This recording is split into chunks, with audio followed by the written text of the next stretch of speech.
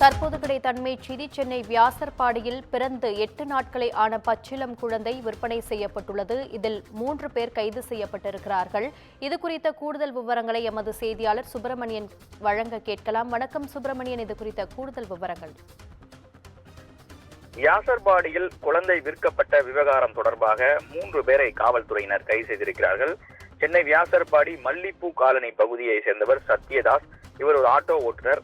கடந்த 2018ஆம் ஆண்டு இவர் ஷியாமலா என்ற பெண்ணை காதலித்து திருமணம் செய்து கொண்டார். இவர்களுக்கு 2 பெண் குழந்தைகள் உள்ளனர். 3வதாக ஷியாமலா கர்ப்பமாகி இருந்தார். அப்போது சத்யதாசுடைய நண்பர் கணேசன் மற்றும் அவரது மனைவி சரண்யா 2 பேருமே சத்யதாஸை அணுகி, உங்களுக்கு 3வது குழந்தையை எங்களிடம் விற்றுவிடுங்கள், 2.5 லட்சம் ரூபாய் பணம் தருவதாக அவங்க சத்யதாஸிடம் ஆசை வார்த்தை கூறியிருக்கிறார்கள்.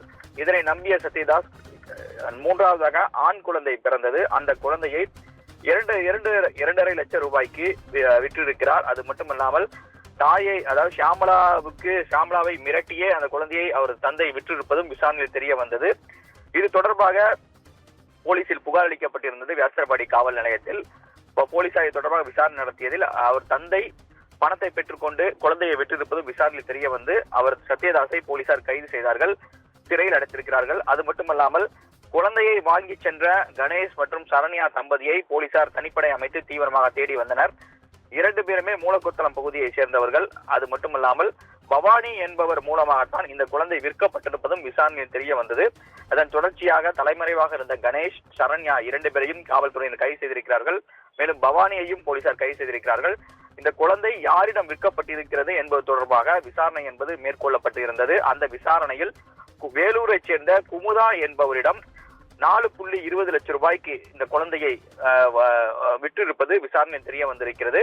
இதற்காக பவானிக்கு 10,000 ரூபாய் கொடுக்கப்பட்டிருப்பதும் விசாரணையில் தெரிய வந்தது. அது மட்டுமல்லாமல் அந்த பணத்தில் 2.10 லட்சம் ரூபாய் பணத்தை கணேஷ் மற்றும் சரண்யா எடுத்துக்கொண்டதும் விசாரணையில் தெரிய வந்திருக்கிறது. தற்போது சரண்யா, கணேஷ், அதே போல பவானி 3 பேரையும் போலீசார் கைது செய்திருக்கிறார்கள். குழந்தை இதுவரை மீட்கப்படவில்லை. வேலூரை சேர்ந்த குமுதா, அவருடைய பின்னணி என்ன, அவர் எங்கிருக்கிறார் என்ற விவரங்களை காவல்துறையினர் சேகரித்துக் கொண்டிருக்கிறார்கள். சட்ட விரோதமாகத்தான் இந்த குழந்தை என்பது விற்கப்பட்டிருக்கிறது. அதனால் குமுதாவையும் போலீசார் இந்த வழக்கிற்குள் கொண்டு வருவதற்கான நடவடிக்கையை மேற்கொள்ள இருப்பதாக காவல்துறை தரப்பில் சொல்லப்பட்டிருக்கிறது. உங்கள் விவரங்களுக்கு நன்றி சுப்பிரமணியன்.